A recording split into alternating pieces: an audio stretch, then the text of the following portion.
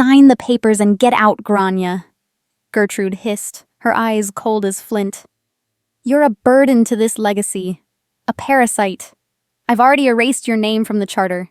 You don't exist in this family anymore. Mother, Casey is lying, I whispered, looking for a shred of the woman who raised me. Enough, Casey interjected, a cruel smirk dancing on her lips. Go rot in the shadows, little sister. You're nothing without us. I didn't beg. I didn't cry. I simply walked away into the Houston rain, taking the only thing they couldn't touch. My father's integrity. 3 years of silence followed. 3 years of turning their mounting failures into my ironclad foundation.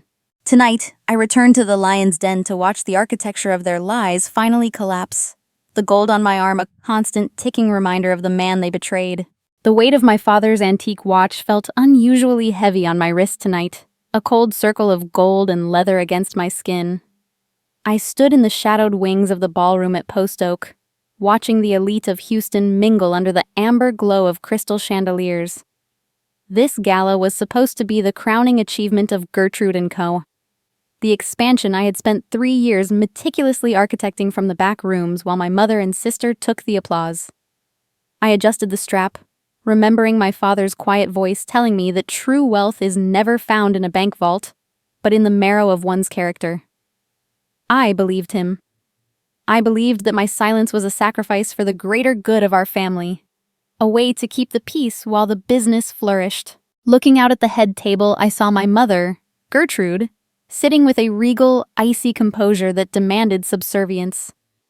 Beside her, my sister Casey wore a smile that didn't quite reach her eyes, her hand resting on a champagne flute as if it were a scepter. I felt a surge of quiet pride, thinking of the late nights and the mountain of legal filings I had cleared to make this expansion possible. I had let Casey take the credit because a stable family meant more to me than a title. But as I watched the way they looked at the crowd and avoided looking at the wings where I stood, a faint, rhythmic drumming of dread started in my chest. The air in the ballroom felt thin, like the oxygen was being slowly sucked out of the room before a storm. And now, Gertrude's voice amplified through the speakers, sharp and authoritative, I'd like to invite the youngest of the Ouellette family to the podium. I stepped forward, smoothing my dress, my heart thumping a steady rhythm of nerves and anticipation. I thought this was the moment she would finally acknowledge the work I'd done. But as I reached the microphone, the massive LED screen behind me flickered and died, replaced by a searing white light. Suddenly, documents flashed across the screen, financial ledgers I didn't recognize, followed by grainy, distorted footage of what looked like me handing over company files to a competitor. It was a masterpiece of deception, a deepfake so polished it made my breath hitch. I turned to my mother, my mouth opening to explain, but the microchip of betrayal had already been planted. Gertrude didn't wait for a word. She stepped forward and intercepted the microphone, her eyes boring into mine with a hatred that felt ancient. I have spent decades building a legacy, she said, her voice echoing off the marble walls, only to have a parasite attempt to bleed it dry from within. Grainne, you aren't a daughter. You are a liability, a burden I have carried out of a misplaced sense of pity. The room fell into a suffocating silence. Then, before I could even find my voice to defend my name, Gertrude's hand blurred in the light. The slap was loud, a sharp crack that stung worse than the physical pain. My head snapped to the side, my cheek burning, but I didn't fall. I didn't cry. I stood tall, the ironclad stoicism I inherited from my father rising like a shield. I looked at her, and in that moment, I wasn't a victim. I was a witness to her failure. I felt a profound disappointment, not because she didn't love me, but because she lacked the vision to see the snake sitting right beside her. Gertrude then turned back to the audience and announced my immediate termination, citing a moral turpitude clause that effectively erased my existence from the company I helped build. 2 hours later, I pulled into the gravel driveway of our estate in River Oaks. The rain had started, a typical Houston downpour that turned the world into shades of gray. I walked to the front door and pressed my thumb to the biometric scanner, expecting the familiar click of the lock. Instead, a dull red light flashed. Access denied. I tried again, my fingers trembling slightly. Access denied. I wasn't just fired, I was homeless. I walked around to the side of the house, my heels sinking into the mud, and looked through the tall French windows of the library. Inside, the fireplace was roaring. I watched as Gertrude and Casey stood by the hearth, casually tossing items into the flames. I saw my leather-bound journals, my father's handwritten letters, and finally, my Ivy League diplomas. They were systematically cremating my identity. I stood there in the rain, a ghost watching her own funeral. In that moment, a quiet power began to wake up inside me. I realized that sometimes you have to let go of the people holding you back, even if they are the ones who brought you into this world. My father used to say that you can't build a skyscraper on a foundation of sand. My life with them was sand. It was time to find some stone. I turned my back on the light of the house and began walking toward the edge of the property, the Houston rain soaking through my silk wrap. I didn't have a coat. I didn't have a key. I only had my dignity and the antique watch that was still ticking on my wrist. I wasn't leaving because I was defeated. I was leaving because I had finally understood that the person they erased never truly existed in their hearts anyway. As I reached the wrought iron gates, the headlights of a black sedan cut through the darkness. The car pulled to a stop, and the door opened. A man stepped out, unfurling a large black umbrella as he moved toward me. It was Adnan, my father's oldest friend, and the only lawyer in the city who still knew the value of a secret. He didn't ask what happened. He just held the umbrella over my head and opened the car door. The leather seat of Adnan's sedan was cold, but the rain drumming against the roof felt even colder. I sat in the passenger side, my father's antique watch still ticking a rhythmic, steady heartbeat against my wrist. Adnan didn't speak. He knew the silence was a sanctuary.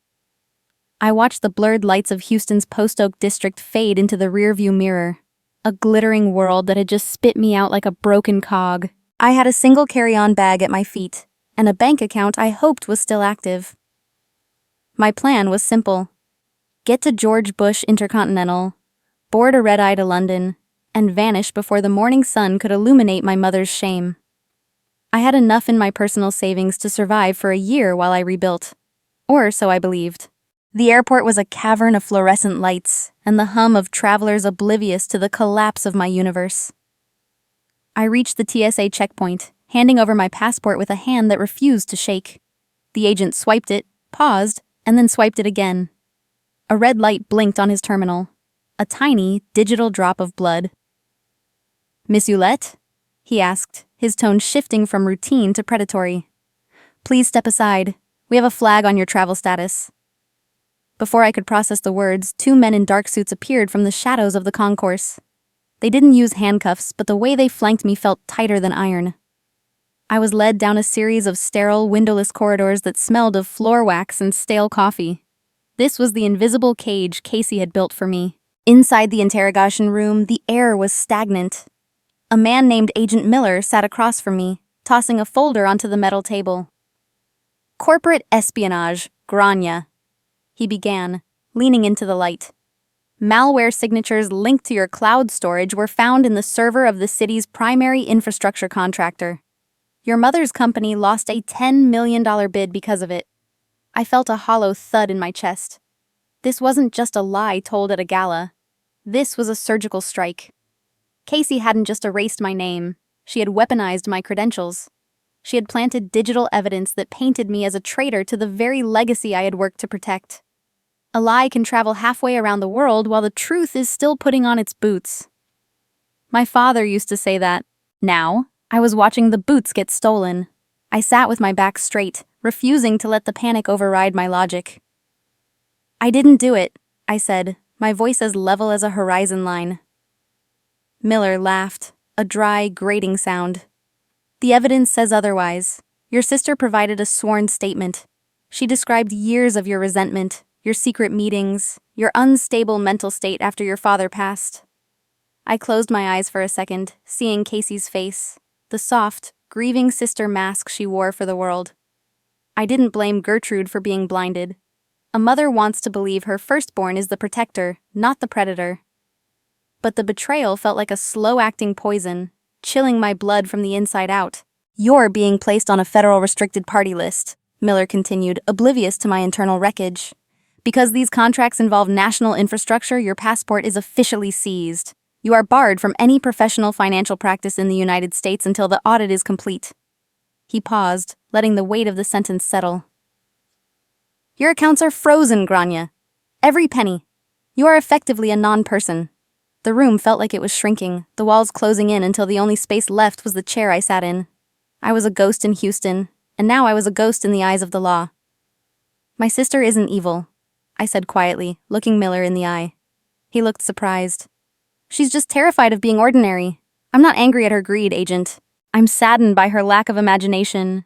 She thinks that by taking my name, she gains my value. She doesn't realize that value isn't something you can steal."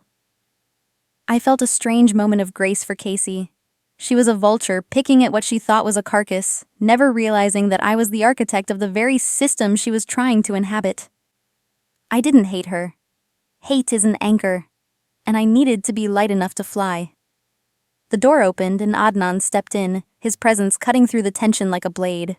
He didn't look like a man who had been waiting. He looked like a man who had been preparing. He exchanged a few sharp words with Miller, citing jurisdictional overlaps and a lack of a formal warrant for the seizure. Within 20 minutes, the agents retreated, leaving us alone in the cold room. Adnan sat across from me, his eyes tired but sharp. "They can't hold you, Grainne," he whispered. "But Casey's trap is deep. You can't work here. You can't even buy a cup of coffee with your own card." He reached into his breast pocket and slid a weathered USB drive across the table. It was heavy, silver, and scratched at the edges. "Your father knew Gertrude was being manipulated," Adnan said, his voice dropping to a gravelly hum. "He knew Casey was a black hole for money and ethics. He left this for you, an insurance policy Gertrude never knew existed." I touched the cool metal of the drive. It felt like a handshake from the grave. This wasn't just a file, it was a blueprint. It was the wood my father used to build the table Casey was currently trying to sit at. "The best revenge is to be unlike the one who caused the harm," I murmured, recalling an ancient, immutable truth. I didn't want to burn down Gertrude's house. I wanted to build a kingdom so vast that her house would look like a dollhouse in comparison. My signature, which they had gladly erased from the charter, was the only ink that could truly legitimize the future. I was no longer a girl begging for a seat at the table. I was the queen of the forest. Adnan leaned in closer, the scent of his peppermint tea a grounding force. "Your passport is gone, but I have a legal loophole involving your father's secondary citizenship in Ireland," he whispered. "By morning, you'll have an emergency travel document. You are barred from the US markets. Yes, but the international waters of Singapore don't care about Gertrude's spite." He gave me a single coordinate and a password. "A ghost is waiting for you there, Grainne. Go become the woman your father always knew you were." I stood up, the watch on my wrist ticking the final seconds of my life in Houston. I had no name here. I had no home. But I was free. I didn't leave because I was defeated. I left because the last cage had been opened. I walked out of the airport, clutching the USB drive like a weapon. Adnan didn't give me money. He gave me the only thing Casey couldn't steal, the truth. And the truth is the only currency that never loses its value. I stepped out of the shadows of the airport into a humid Singapore night, the heavy air pressing against me like a physical weight. Adnan's emergency travel documents were tucked securely against my ribs, and the USB drive, my father's final handshake, was a cold, solid anchor in my pocket. I didn't look back. I didn't cry for the city that had tried to bury me. I simply walked forward into the neon glow, a woman who had been erased, now preparing to redraw the world in her own ink. The truth was the only currency I had left, and I knew its value would only rise as the lies back in Houston began to rot. 1,000 days have passed since that night. I now stand in a glass-walled office 60 floors above Marina Bay, the lights of Singapore stretching out like a carpet of fallen stars. I am Grainne, the CEO of Identity Capital, a firm the American markets whispers about as a faceless predator, a shadow that buys up the debt of struggling empires. They have no idea that the predator is the daughter they called a burden. I've spent every one of those 1,000 days rebuilding my mind, sharpening my instincts and turning my father's quiet integrity into a financial fortress. The world thought I was a social pariah, a ghost haunting the fringes of the industry. But as the old saying goes, the greatest trees grow in the quietest forests. My reflection in the glass is different now. The softness is gone, replaced by a clinical, steady focus. Under the silent guidance of Adnan, I have been systematically purchasing the bad debt of Gertrude and Combs's primary suppliers. I have become the shadow landlord of my mother's empire, holding the very ground her dreams are built on. It wasn't about revenge. It was about stewardship. I am protecting what my father built from the people who don't understand its worth. On my desk sits a digital photo of Gertrude and Casey, taken years ago. I don't feel the sharp sting of hatred anymore. Instead, I feel the profound sorrow of a daughter watching her family set their own house on fire just to stay warm for a single night. Across the ocean, the scene in Houston is far less serene. The once glitzy headquarters of Gertrude and Company is dimming, both literally and figuratively. I can almost smell the stench of desperation through the secure video link Adnan provides. Casey is shouting into a handset, her voice shrill and brittle, as she tries to lie to another vendor about a late payment. She has spent the last 3 years investing in vaporware and crypto schemes, desperate to prove she is the visionary I was. Gertrude stands by the window, staring out at a city that is slowly realizing her empire is a hollow shell. She refuses to admit that the brain of the company left 3 years ago. I see the fear in her eyes, the realization that the banks have stopped calling back. Pride is a luxury that those in debt can no longer afford. I see my mother drowning in a sea of her own making, and yet I cannot find it in myself to gloat. Have you ever watched someone you loved destroy themselves simply because they were too proud to ask for help? It is a special kind of agony. I watch them not as a judge, but as a silent architect, waiting for the moment the foundation finally gives way. The encirclement is almost complete. Every bill they haven't paid, every corner Casey has cut, has led them to me. The silence of my office was broken by the sharp chime of an incoming secure file. It was from Adnan. I opened it, expecting another report on interest rates or land deeds. Instead, I found the evidence of a moral collapse so deep it made the air in the room feel stagnant. Casey had committed the ultimate family sin. To cover the gambling debts of a lover she'd been hiding, she had secretly liquidated Gertrude's private 401k and her entire pension fund. She had forged Gertrude's signature on the power of attorney documents, a federal crime that would strip my mother of her home and her future. I leaned back in my chair, the weight of the revelation pressing against my chest. Casey hadn't just lied to me. She had predated on the very woman who had championed her. Legal reality is a cold mistress. Under Texas law, my mother was now technically penniless, her signature stolen by the daughter she chose over me. I didn't laugh. I didn't feel a sense of triumph. I felt a final, jagged severing of hope. Kindness is not a weakness. It is a choice made by those strong enough to bear the weight of the truth. I picked up the phone, my fingers hovering over the keypad. I hadn't called that number in 1,095 days. I watched the Houston bank stocks plummet on my monitor, the red lines tracing the fall of a dynasty. It was time. I instructed Adnan to initiate the final phase, the complete bouvet. I wasn't just taking back a company, I was stepping in to prevent a total annihilation. Gertrude needed to face the shadow she had created, but she needed to see that the shadow had a face she once knew. The decay wasn't just in the balance sheet, it seeped into my very being. When the phone rang, I felt a strange, haunting peace. I was no longer the girl slapped in the ballroom. I was the architect who knew exactly where the structural weaknesses lay. The phone continued to ring, echoing through the empty Singapore office, like a bridge spanning 3 years of silence. The time of hiding was over. The truth had finally been revealed. The silence on the other end of the line was the most honest conversation my mother and I had shared in years. In Singapore, the digital clock on my desk hummed, marking the seconds of a 3-year-old gap that was finally closing. Gertrude's breath was shallow, a sharp contrast to the iron-willed woman who had slapped me in that Houston ballroom. I didn't need to see her face to know the mask was slipping. Reality has a way of being far more persuasive than pride. I ended the call without a goodbye, leaving the resonance of my voice to linger in her quiet office like a ghost that refused to be exorcised. Across the ocean, in the glass and steel heart of Houston, the atmosphere at Gertrude and Company had turned toxic. The morning light filtered through the floor-to-ceiling windows, but it didn't feel warm. It felt like a spotlight on a crime scene. A formal notice of default lay on Gertrude's mahogany desk, its legal header stark and unforgiving. The bank was no longer interested in hearing about temporary setbacks or legacy. They wanted the keys. They wanted the building. Casey stood by the bar, her fingers white around a crystal tumbler, trying to maintain the facade of a woman in control. "I can fix this, Mom," Casey whispered, though her voice lacked its usual manipulative velvet. "I'll call the loan officer again. Young guys like him, they just want to feel important." She did call. She spent 40 minutes trying to charm a junior analyst, using every trick of the socialite trade, but the response was a voice as cold as a morgue. "Miss Hewlett, your credit is toxic, and your assets are over-leveraged. The grace period ended at midnight. We are moving to liquidate."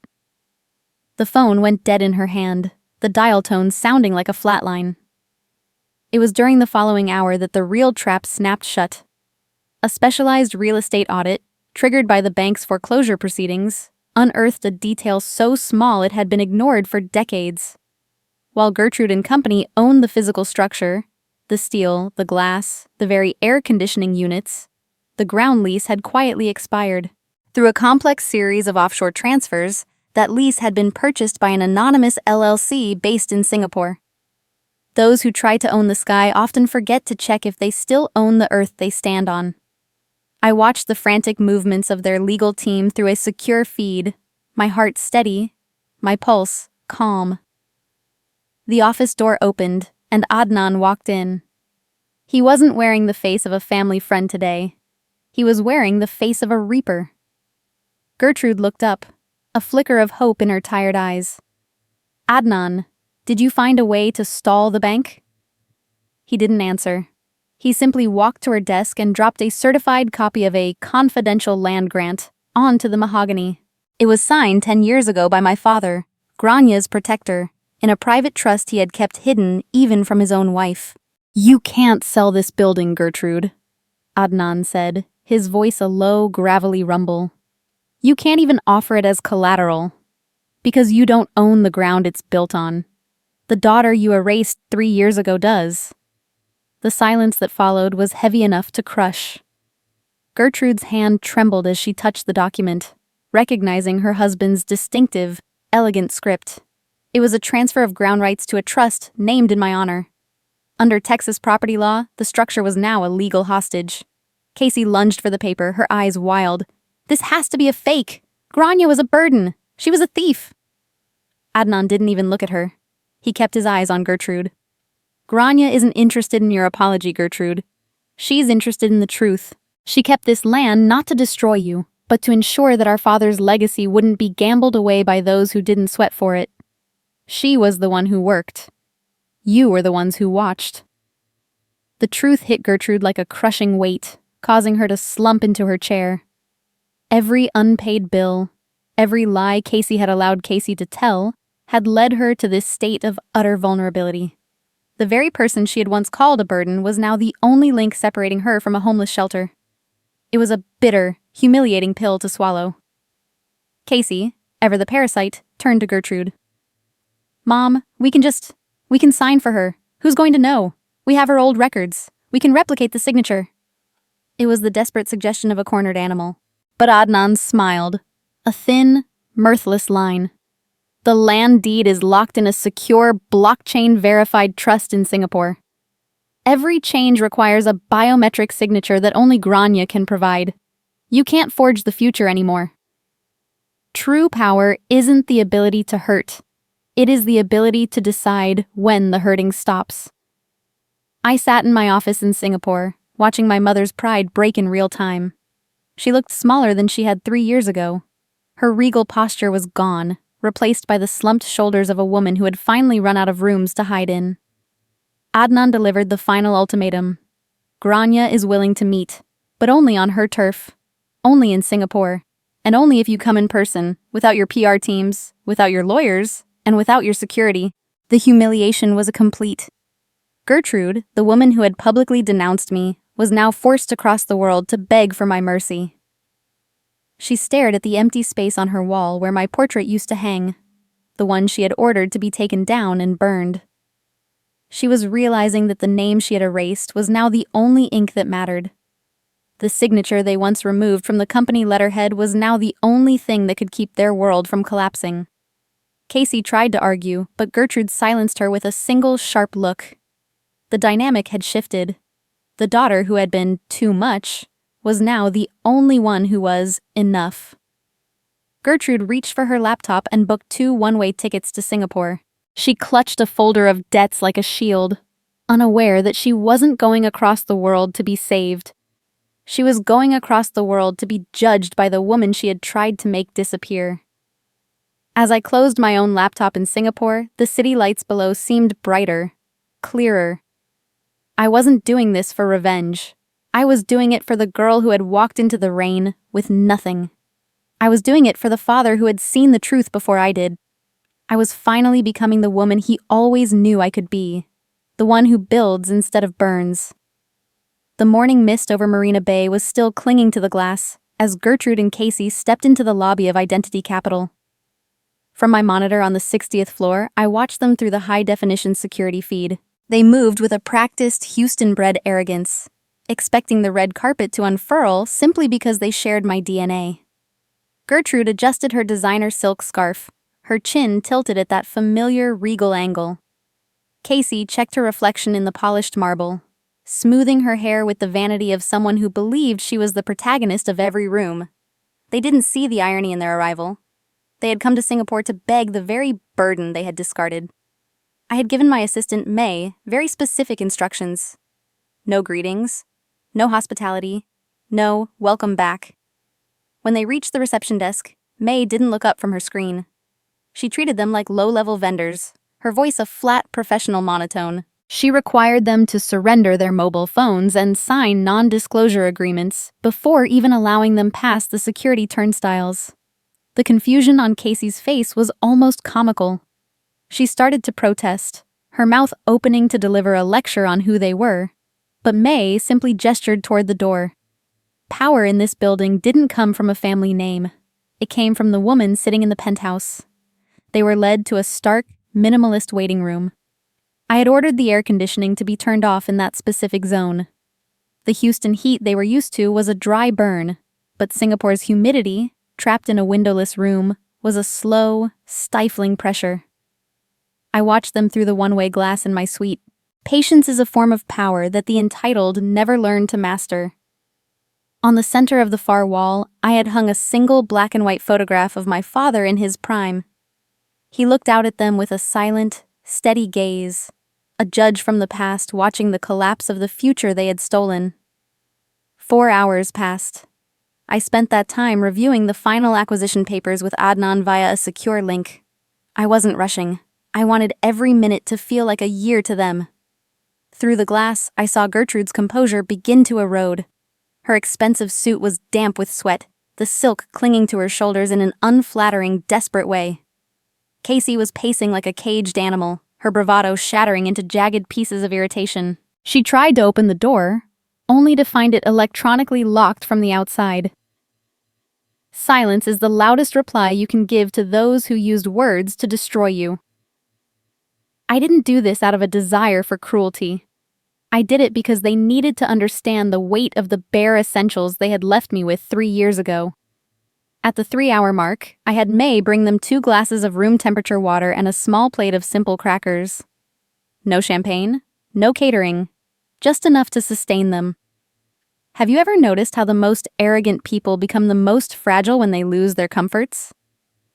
My mother, the queen of Houston society, was now huddled in a chair, staring at her own reflection in a glass table as if she didn't recognize the woman looking back. Finally, I signaled May to open the door. I didn't change into a gala gown or put on a show of wealth. I wore a simple, sharp power suit that spoke of utility and focus. I stepped into the room, my footsteps silent on the slate floor. Gertrude stood up, her lips parting to say, "Grainne," but I cut her off with a slight raise of my hand.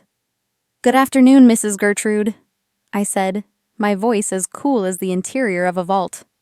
"Miss Casey, thank you for making the trip." The shock in Gertrude's eyes was profound.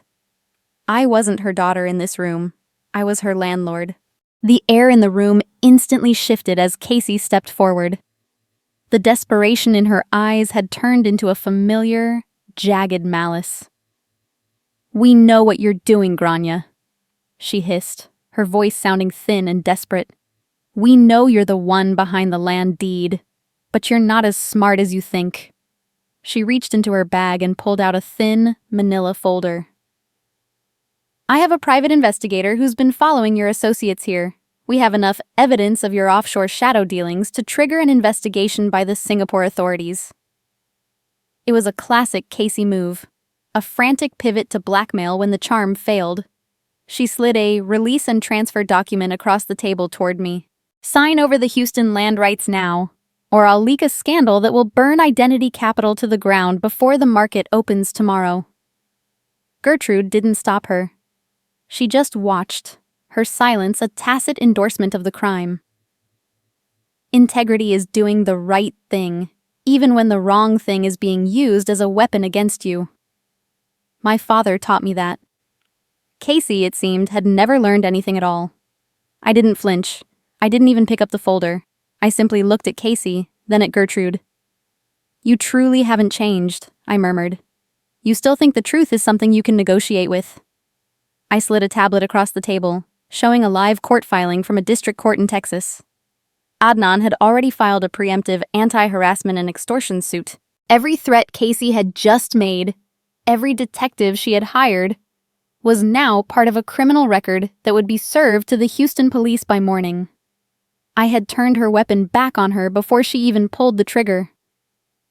The blood drained from Casey's face.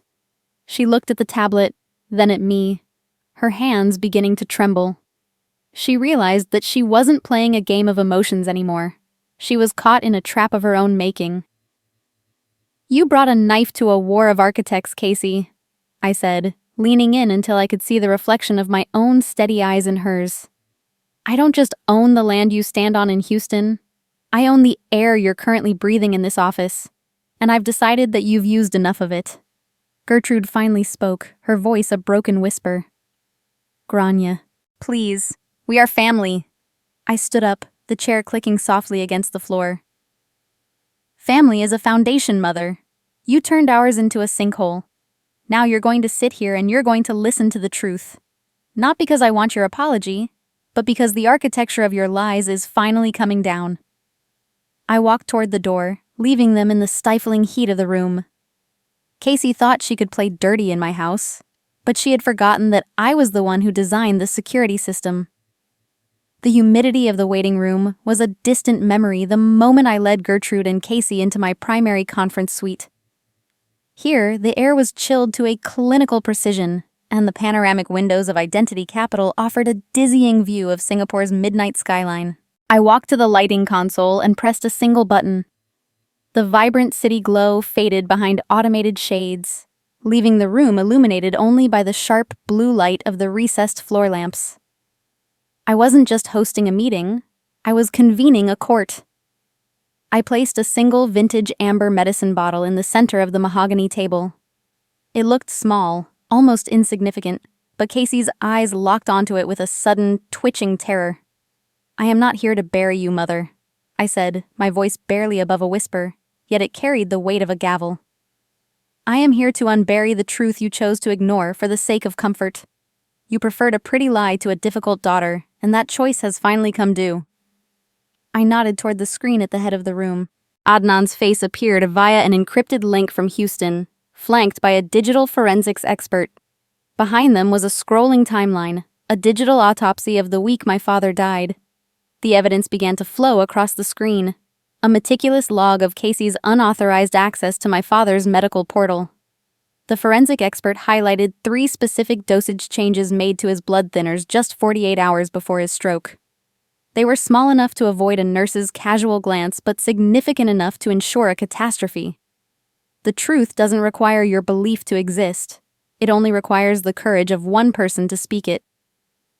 I sat with my hands folded, watching the blood drain from Casey's face until she looked like a ghost inhabiting a living body. Gertrude stared at the screen, her lips moving silently as she read the timestamps that proved her husband's death wasn't an act of God, but an act of greed. That doesn't prove anything, Casey stammered, her voice cracking like thin glass. I didn't reply. I simply touched the sensor on the table.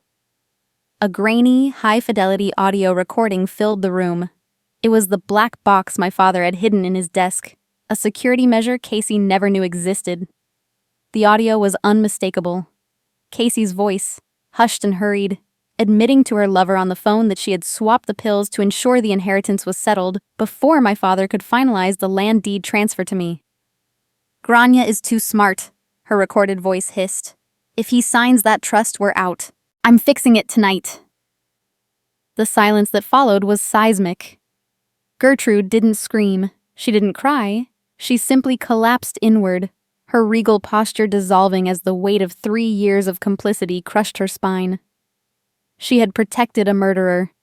She had exiled the daughter who spent every waking hour of those 3 years trying to save her father's memory. It was a betrayal so profound it felt like the very earth beneath the skyscraper was shifting. Casey, realizing the game was over, didn't beg for forgiveness. Instead, her facade broke into a violent, ugly rage. She lunged across the table, screaming that I was the weak one, that she did it to keep the company strong and prevent my father from ruining everything with his sentimental loyalty to me. No empire is worth the blood of the man who built it, Casey, I said, my voice cutting through her hysterics like a scalpel. I looked at my mother, who was clutching the edge of the table as if it were a life raft in a storm. I didn't come back to Singapore to take your money, Mother. I came back to give our father his voice back. I wanted you to hear him one last time, even if it's from the grave. I felt a strange, hollow pity for her. She had traded her husband's life for a company that was now a hollow shell, and she had traded her youngest daughter for a monster she could no longer control. The atmosphere in the room turned frantic. Gertrude, unable to face the blinding shame of the evidence, suddenly lunged for the forensic tablet on the table, trying to smash it against the mahogany. When security intervened, she spun toward the floor-to-ceiling windows, screaming that I would be responsible for a second family death if I didn't sign the rescue papers and bury this evidence forever. It was a narcissistic collapse of the highest order, a final attempt to use guilt as a currency where her pride had failed. Casey, in a desperate act of self-preservation, tried to snatch the physical land deed folders from my side of the table, her fingernails clawing at the paper until she was physically restrained. I didn't move. I didn't flinch. I watched the drama unfold with the detached clarity of someone who had already mourned the people in front of her. You cannot negotiate with fire while your house is burning. You must first decide what is worth saving, and right now, the only thing worth saving was the truth. I stood up slowly, the gold of my father's watch catching the blue light. I left the folders on the table, the ones Casey so desperately wanted, knowing they were useless without the biometric signature she would never receive. I won't save the company on your terms, Mother, I said, walking toward the heavy oak doors. Because the company died the day you stopped caring about the man who gave it to you. You chose Casey's lie over my loyalty. Now, you can live with the consequences of that choice. I didn't look back as I heard Casey's screams turn into sobs. I felt a profound sense of liberation, a quiet power that didn't need a gala or a microphone to be heard. I stepped out of the conference suite into the cool, silent hallway. Adnan was still on the line, his breathing heavy with the gravity of what we had just witnessed. It's done, I whispered to him. Prepare the final acquisition documents. I'm taking the house back, not for me, but for him. We're going to turn that ballroom into a foundation for people Casey tried to erase. The ghosts of the past finally had names, and they weren't the names I expected, but at least they were no longer silent. The sunrise over Houston was a pale, dusty gold as I stepped out of the black sedan in front of Gertrude and company headquarters. The city didn't look different, but I was a world apart from the woman who had fled this pavement 3 years ago. I walked through the lobby, the sharp, rhythmic click of my heels against the polished marble sounding like a countdown. The security guards, new faces who didn't recognize the erased daughter, merely nodded. They had no idea that the woman walking past them now owned the ground beneath their feet and the very desks they sat behind. I wasn't a visitor. I was the primary creditor, the new majority shareholder, and the final authority. Adnan met me in the executive boardroom, the heavy mahogany doors swinging open to reveal a space that felt like a mausoleum of bad decisions. The legal execution was swift and clinical. Because Gertrude and company had defaulted on the land lease and the secondary loans held by Identity Capital, I was exercising the debt-for-equity swap. I sat at the head of the table and signed the final acquisition papers with my father's antique watch resting heavy on my wrist. I bought the entire enterprise for a symbolic $1 bill, the only price left for a legacy that had been nearly bankrupt by pride and greed. The law doesn't care about your feelings. It only cares about who holds the deed. I looked out at the board members, men who had once looked through me as if I were made of glass. "There will be no layoffs," I informed them, my voice steady and devoid of the heat they expected.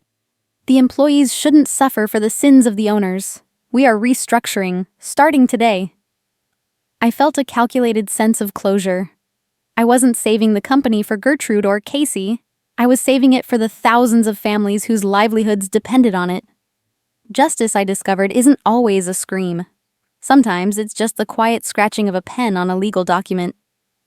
Later that evening, I drove to the family estate in River Oaks. The air was still, the scent of blooming jasmine thick in the Texas twilight. I walked into the kitchen and began to set the table. I did it myself, without the help of the staff. I laid out 4 plates, just like the old days, placing them with a precision that felt almost ritualistic. The house was quiet, the ghosts of our shared past seemingly held at bay by the new reality. Gertrude and Casey entered the room, moving with a hesitant, broken grace. They looked like strangers in their own home, which, in a legal sense, they were. I didn't invite them to sit. The room already belonged to me. I placed a folder on the table, a living trust agreement. "I've purchased the house from the bank," I told them, my eyes meeting my mother's for the first time without flinching. "You may live here. You will have everything you need to be comfortable. But you no longer own a single brick. The deeds, the accounts, the control, it all stays with me." I watched Casey's hand tremble as she reached for a glass of water, her bravado having vanished into the reality of a mandatory counseling and mediation program I had made a condition of her staying out of a jail cell. Gertrude looked at the 4 plates, her eyes filling with a slow, agonizing realization. "I am not doing this to hurt you," I said, my voice softening just enough to show the daughter I still was, despite everything. "I am doing this because you've proven you can't be trusted with power. I am providing you a home because that is what a daughter does, even when her mother forgets how to be one. Kindness is a choice made by those strong enough to bear the truth. I was giving them mercy, but I was also giving them boundaries that could never be crossed again." After dinner, I stood on the balcony overlooking the manicured lawns. The hum of the city was a distant murmur, a reminder of the world I had built for myself while they were busy tearing theirs down. Freedom isn't the absence of people. It's the absence of the need for their approval. I finally understood that. I went back inside and placed a fresh, framed photo of my father on the mantel, right next to a new one of Adnan and myself in Singapore. The ghost of the erased daughter had finally become the architect of the family's survival.